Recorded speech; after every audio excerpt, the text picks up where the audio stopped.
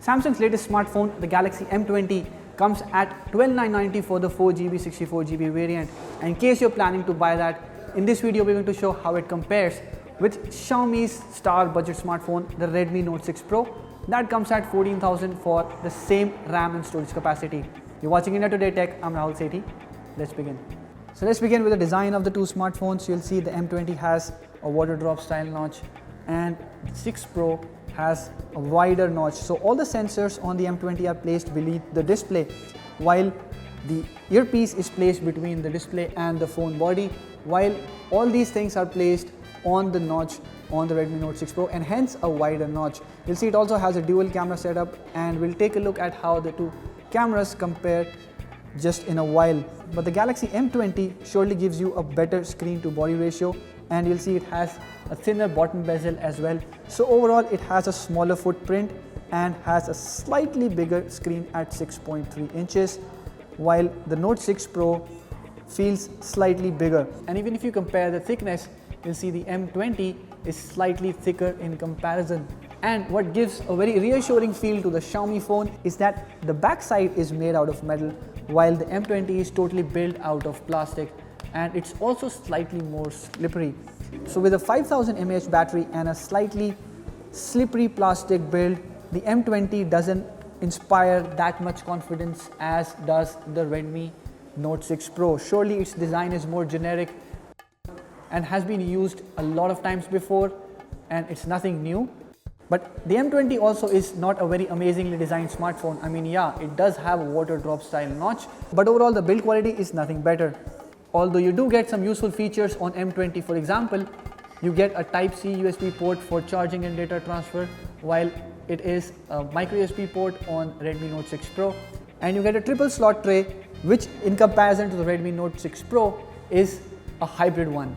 Now if you talk about the display, the M20 surely has a better appeal. I mean, both have full HD resolution and both have an LCD panel and IPS screen, but if you compare the contrast and brightness levels, they are better on the Galaxy M20. Let me show you the settings menu and we'll check the brightness levels. Good thing is that this time around the M20 also has an automatic brightness sensor, which we found usually was missing on the Galaxy smartphones.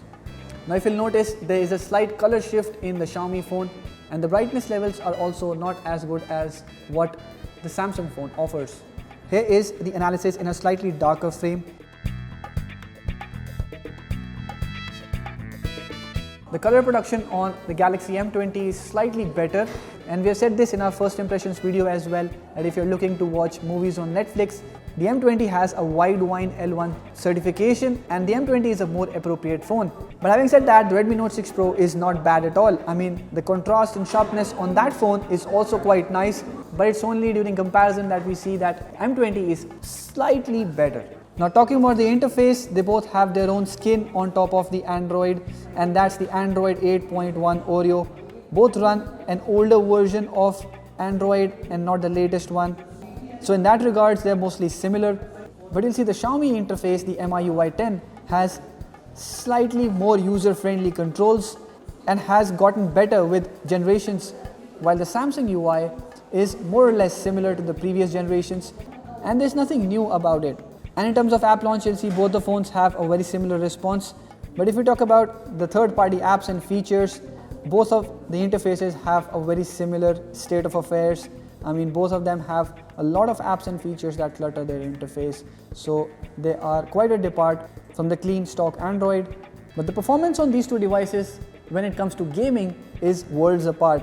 I mean, while playing PUBG, we found that M10 is not able to handle that game any better compared to budget devices under 10,000 rupees. But the Redmi Note 6 Pro is slightly better in that regard. The Snapdragon 636 has 4 performance cores, so that any day is better in terms of handling heavy apps and games and features compared to the M20's Exynos chipset that has 2 performance cores and 6 low power cores. So when it comes to running heavy duty tasks or applications, the M20 is not really the phone you should go for. Talking about the camera, the Redmi Note 6 Pro has a 12 megapixel primary and a 5 megapixel secondary sensor, and this sensor has 1.4 micrometer pixel size. This is quite, while the M20 has a 13 megapixel sensor, which is quite an average decent sensor, which has about 1.1 micrometer of pixel size and a 5 megapixel ultra wide sensor. But if we compare the photos taken by the two phones, you'll see Redmi Note 6 Pro captures accurate colors, and in comparison the M20's photo feels washed out. I mean, in this photo it's pretty clear that the Redmi Note 6 Pro has a better camera, but then again in the next photo you'll see it also captures better dynamic range. You see the shadow and highlights are more pronounced on the Redmi photo, and you can clearly differentiate between several shades of green, which is missing on the Galaxy M20. The detailing on the Redmi photos is also nicer. The texture of rose petals is more clearly visible on the phone, and so are the details. More pronounced shadows make the photo crisp and vivid, which again shows how dynamic range of a camera can make worlds of difference. In low light situations, things become even more serious. The Redmi phone mostly gave us clean shots with better light and more details. The colors again are more accurate, and the overall photo is more usable. Now if you talk about the front camera, the Redmi phone has a dual sensor setup, while the M20 has a single one, obviously because it has a smaller notch as well. But the sensors are also better on the Redmi phone. I mean, it has a 20 megapixel primary sensor compared to 8 megapixel on the Galaxy M20, and the difference is very much clearly visible. In good light situations, you'll see Redmi phone has much fuller colors to its selfies.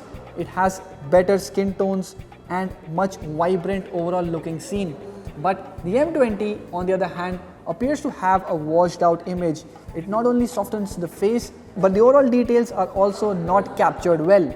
Also, the dual camera setup on the Redmi phone allows it to capture bokeh shots, which have good background blur and very clean and sharp images. In low light situations as well, the Redmi phone wins without any dispute. So it's clear that if you're planning to buy the 464 variant of the M20, it's better to buy the Redmi Note 6 Pro. Not only because it has better chipset, but it also has much better cameras both at the front and at the back. But if you're a fan of big displays and you want a bigger battery, nothing to do with the camera or the performance because you're not into gaming, the M20 would make more sense. Let me know which one would you pick in the comment section below, and if you like this video, hit the thumbs up button and share it with your friends. Subscribe to our channel to get latest videos on technology, smartphones and other gadgets like this. Thank you for watching.